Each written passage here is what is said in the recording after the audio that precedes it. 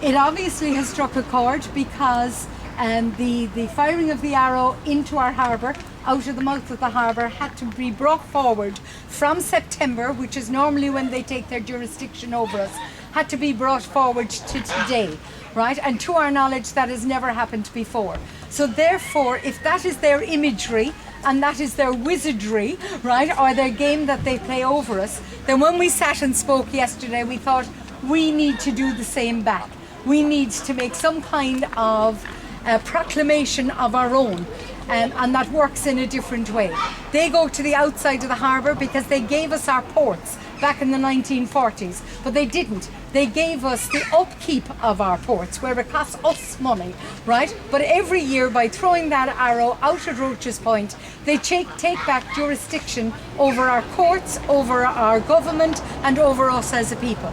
So if they do it at the mouth of the harbour working in, after talking together yesterday, we decided that it needs to be at the very heart of Cork, here at the loch, and Ger will explain that better in just a few minutes. Water holds energy. Water changes once words are spoken to it. The loch filters all over this country, and may the energy that we put into it tonight flow outwards as theirs flows inwards. So tonight we take back jurisdiction for the people of Ireland, and wherever that energy flows to, that it will dissipate theirs somewhere along the line. When it comes to reading the proclamation in a few minutes' time, I'm going to ask you all to join me at that stage and to face into the loch and into the water and give the resonance and give the energy of what it is we're actually saying this evening. So why the loch is over to Ger. I think everybody realises that Ireland is a very spiritual place, but we are also an ancient place.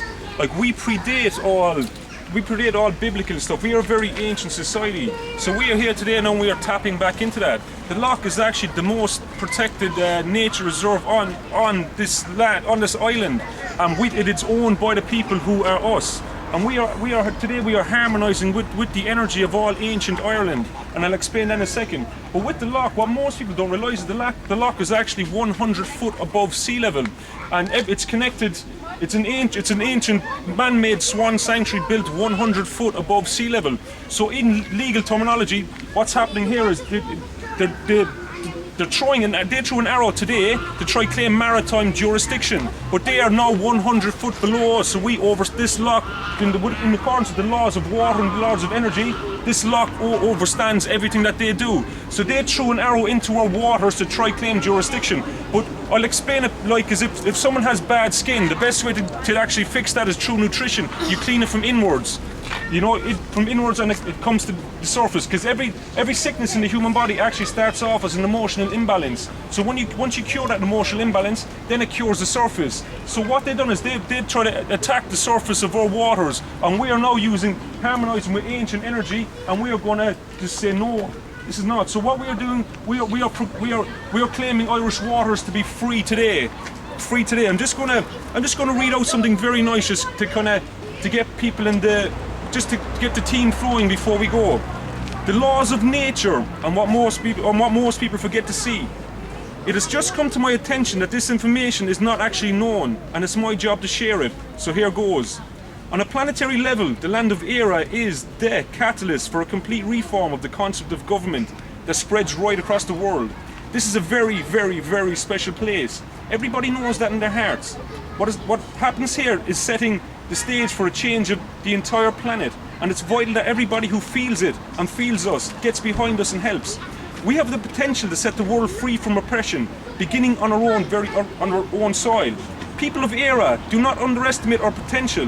Why do you think we have been the unique targets of mind-altering drug fluoride, which is proven to cause apathy and lower intelligence? Ireland is the future, beginning now. Let's take up a role with honour and pride, like the warriors that we are. Native Americans say that one dreamer is worth 1,000 warriors, and that Ireland the Irish nation is a people of dreamers. It is said that it takes 144,000 dreamers holding the same dream to attain critical mass within humanity that will bring about the transform of consciousness needed to bring about a change within our whole physical structures. That was a very lovely introduction by Kara Young. The Druidic law of the cosmos. In accordance with the ancient Druidic law of the cosmos, or the law of natural consciousness, the land of Éire is said to be cared for like a living entity also, as once we protect her, she protects us 100-fold. It is also said to be possible to tell the consciousness of the whole of mankind by looking at the island of Éire as a whole. If you look at the island of Éire, you will notice it is in the unique shape of a baby fetus. In accordance with the ancient teachings of Éire, this baby fetus is said to be a living entity, and the world will only know true peace once we go back to living in harmony with and protecting our nature and this special place once again. The fetus of Éire is now proven to be the heart chakra of planet Earth, and that's why we are energizing with the energy of that, with true water. The heart chakra of the heart chakra of planet Earth, and whatever happens here sends a ripple effect of consciousness through frequency right across the globe. If you look at the chakras, or 7 main metaphysical energy points of this baby fetus, it tells you an amazing story of man's connection to nature, with every point still holding thresholds of natural energy. So to truly understand Éire, or the spirit of Éire, you need to treat her as living. Let me give you a quick example. The base chakra, or energy point where all energy rises, being Ballyfahan and the Loch area of Cork, where we are standing now. The Loch in Ballyfahan is a man-made swan sanctuary that sits 100 foot above sea level. The building of the Loch predates the pyramids and holds more ancient geometry and mathematics than any pyramid today. The Loch is a man-made swan sanctuary which proves that man can harmonise with and create nature. Before the time meridian was changed in 1884 to Greenwich Mean Time in England, or GMT, it was held by Ballyfahan in Éire, so we are now going back to that. And the word Ballyfahan means town of the purest drop, which talks of the purity of spring water underground. So if they are trying to control our waters, we hold the jurisdiction on the purest water, which is underground, and that goes into the reason why the loch was built. The navel chakra being Uisneach, which also marks the exact centre of Éire, and is said to be the home of the spirit of the goddess Éire, and as such sacred ground. Uisneach was seen as the gate to the mystical 5th province, which is the origins of where the name Éire originated. Éire was said to be the Celtic goddess of sovereignty. The heart chakra being the Boyne Valley, or Bruna Boyne in Meath, Newgrange, Hill of Tara, Skyrine Valley, Gavra Valley, etc. The crown chakra being Derry, but not crown as in C-R-O-W-N, crown as in C-R-A-N-N, because crown, C-R-A-N-N, is the Irish word for a tree, which is spiritually seen as a higher state of consciousness. And Derry is named after all trees, because in accordance with the Irish native language was said to be given to us by the Druids, and the Irish alphabet comes from the names of native trees, giving Irish language a place in nature. The subconscious being Belfast or Baal Ferrista, meaning mouth of the sandbanks. You will notice that the corporate Union Jack has come down, or the corporate consciousness has come down, or the corporate thinking has been removed, as we move back to thinking naturally and harmonising again with nature. Mayo being the hands of the baby fetus, showing how both spiritually and physically we have been given the world so much of what we have in relation to our natural resources and oil exploitation. Before we were giving away our natural resources, we were protecting it. Connacht was the spiritual home of the Fina, an ancient band of warriors, and also home to entities like Cú Chulainn, who was being one of the spirits of Irish freedom. Also, hence the Connacht flag beat of 2 hands. Galway being the gut. Galway is also known as the city of tribes, and you will all realise that we all have a spiritual gut instinct that we come from tribes. Both Skellig Islands off Kerry and Rockall off Donegal are also said to hold thresholds of mystical energy. On the main Skellig Islands, being Skellig Michael, sits an ancient monastery settlement said to be associated with Druidic belief, and was said to be a place of meditation and reflection. Irish language predates most other languages and was here long before English language was introduced. It was the Druids who gave us a language. The word Druid means knowledge of the oak, or the knowledge of nature. The Irish alphabet is 8 letters shorter than English alphabet, not having K, Q, V, X, Y, Z, etc. And all that was introduced by when people tried to colonise this land. Irish alphabet comes from the name of native trees, giving Irish language a place in nature. You will also realise, like, next to here you have Ballyfahan, and all the streets are named after the proclamation signatures. One of the oldest known names of the loch is Fodtrag, which means place of proclamation. Next to Ballyfahan you have Tokor. All the streets in Ballyfahan are named after native trees. That is the alphabet. So we hold full jurisdiction here, not only over every single letter, and that's what is here.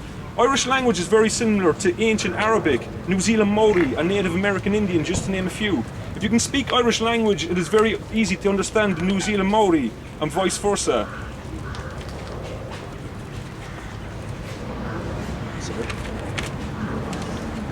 Nature is our external metabolism. We are both spiritually connected to and part of nature. True freedom is protecting the nature which gives you life. It's time to take care of our beautiful nation and live in harmony with her once again. So we are tapping back into that energy, and that's what we are doing, and we're proclaiming Irish waters free from this point on. Yeah. Okay. If you look around tonight, you have 11 men and 11 women here. That happened by accident. There is no accident in nature. And as we walk to the loch now, and as we face into the loch and read the proclamation, I ask you to really resonate into all of the men and women who are beyond the veil, who died for our country, for the freedom that every one of us are still fighting for today. And also stand for every person in this country who unfortunately is too asleep to join us here tonight. But they will wake up with every solitary piece of our energy behind them. So if you walk to the loch, face in, and we'll give this to the water and ask it to go out to the world. Every voice is absolutely necessary tonight. So if you pull right into the water,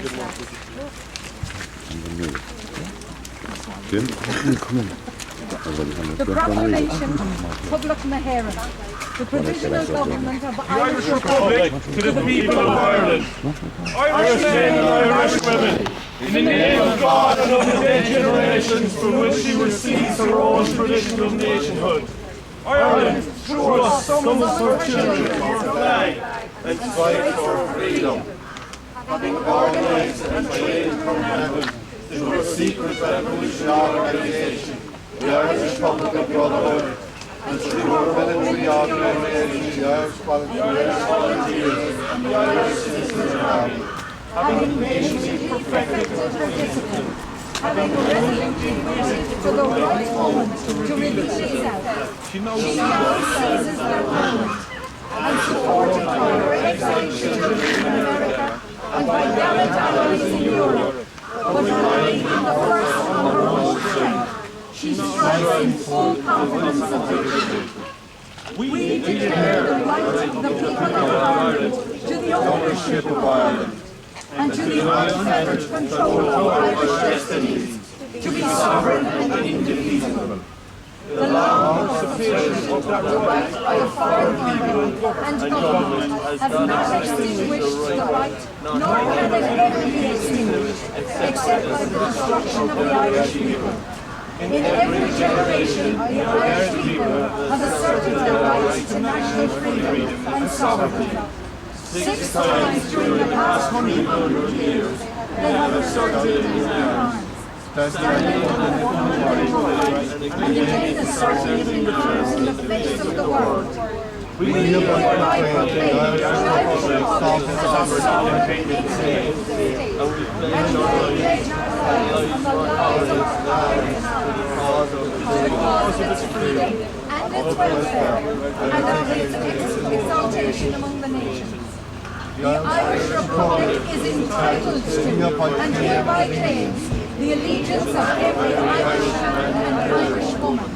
The Republic guarantees religious and civil liberties, equal rights and equal opportunities to all its citizens, and declares its resolve to pursue the happiness and prosperity of the whole nation and of all its parts, cherishing all the children of the nation equally, and obviously of the differences carefully considered by an independent government, which has defined the identity of until our aims have brought the opportune moment for the establishment of a permanent national government, representing the whole people of Ireland, and elected by the suffrages of all men and women. The provisional government hereby constitutes will administer the civil and military affairs of the Republic in trust for the people.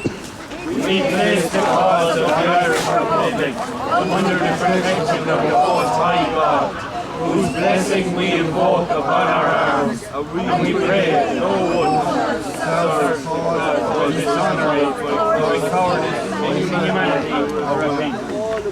In this supreme war, the Irish nation must, by its valor and discipline, and by the readiness of its children, to sacrifice themselves for the common good, who is set worthy of all justice to which it is called, signed on behalf of the provincial government, Thomas J. Clark, Sean McIarla, P. H. Pierce, James Kiley, Thomas McDonough, David Plant, Joseph Plunkett. And Joseph Plunkett. Hey. I think we should just stand for just a minute's silence as well and just realise what has just happened, you know? So we just stand for just a moment's silence.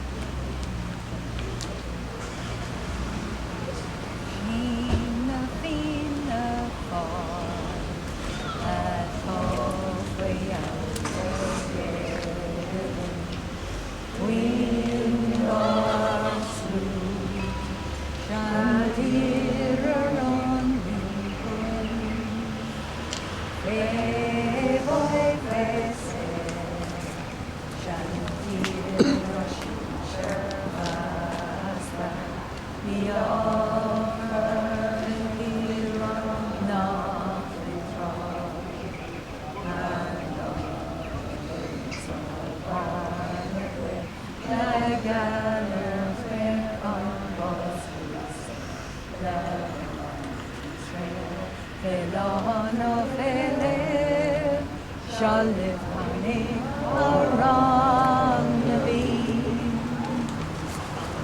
I'll just finish off by reading out one thing. I'm just going to read out Article 1 from the 1919 Constitution to show how we're putting what I'll just say. Right. Article 1. The sovereignty of the nation is inalienable. It is therefore not within the competence of any generation of the people to surrender that sovereignty, which each generation holds in trust for the nation. The question of surrender of national independence may not be submitted to an electorate. Subject to that fundamental principle, it is hereby declared that all authority in Ireland, legislative, executive and judicial, and all powers of government are derived solely under God from the people, that is us. These powers are inherent in the people alone, by virtue of their sovereignty.